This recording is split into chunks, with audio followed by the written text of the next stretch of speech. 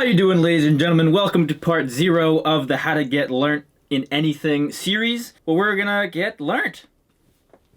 So starting off, I'm doing a step back and I'm trying to explain the mental sort of state to get into, the work to get done before you start on the self-education journey, the systems get put in place before the logistics. Logistics will be in the next part, but this part we're gonna go through like the meta skills of what you gotta do. Because in this, we're not going soft. We're not reading some novel about physics and going like, oh my god, black holes. We're going into it, deep. We're talking mastery of the field. We're gonna be really going in, not just some pop science book. We're the science, like we're really going into this. It's a different level of investment, and then ideally, you know, we're not just reading for fun, it's reading to improve your own life, which is a whole different ballgame as well. Trying to investigate the mental models and investigate the understandings that these people have that is in the books, and then use that to operate more effectively in our life. Anyway, first step, you are now general and soldier. You are no longer just a soldier. Soldier gets told, go that way, march that way. And so you go through the stream, you go through over the hill, and you blah, blah, blah, blah, and you just get there, and it's whatever. You're not really determining your own path. A general's doing that. Now, you are general and soldier. And that is a very hard thing to do, but it is the most effective way to operate in the world. So now you are saying, go that way, and then you have to actually go that way. It is a very, very difficult thing to do, because when you're the general, it's easy to say go that way.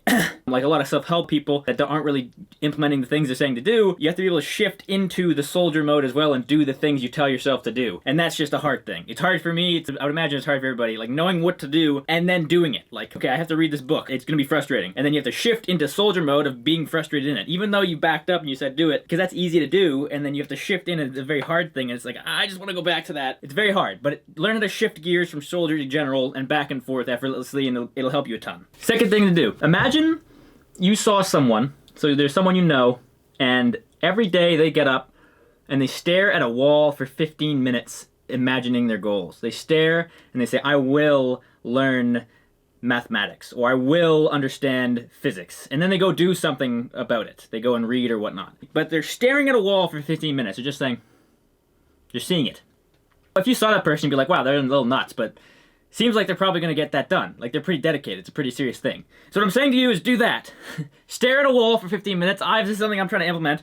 Just focus on your goals, because it's gonna be hard. It's not easy. It can be made easier. There's a lot of frustration that can be wiped away. Difficulty is going to be there, but frustration's not. Majority of it's frustration at this point. We can just minimize that a ton. But right now, it's the boots on the ground dealing with it. University's off the table, so this is what we're doing. So we have to have that overarching will of like, I'm gonna get there. So step back, stare at a blank wall, visualize where you wanna be, and then that'll help you out a ton. Third thing you do, look up. You've been looking down up until now, most of us in a more or lesser degree. Here comes an assignment, do the assignment, hand it in, here another assignment, hand it in. Even the people making the assignments a lot of time are still looking down because they haven't really seen the big questions, they're kind of like, they're like this a little bit, but they haven't really fully stepped into their freedom. That's what you got to do, and it's hard, because you've been looking down, you're used to getting looked down, now you are in charge of yourself, and that's a harder task than you'd imagine. You have to get acquainted with your own personality, you get intimate with your own learning style, intimate with yourself, and it's hard. It is a very daunting task, to say the absolute least. It's a very daunting task, because you start learning a lot more about your flaws, a lot more about the shifting that I was talking about earlier, and it's this hard thing, so what you got to do is just be willing to look up. It's going to be bright, and then you become unbelievably potent. Unbelievably potent.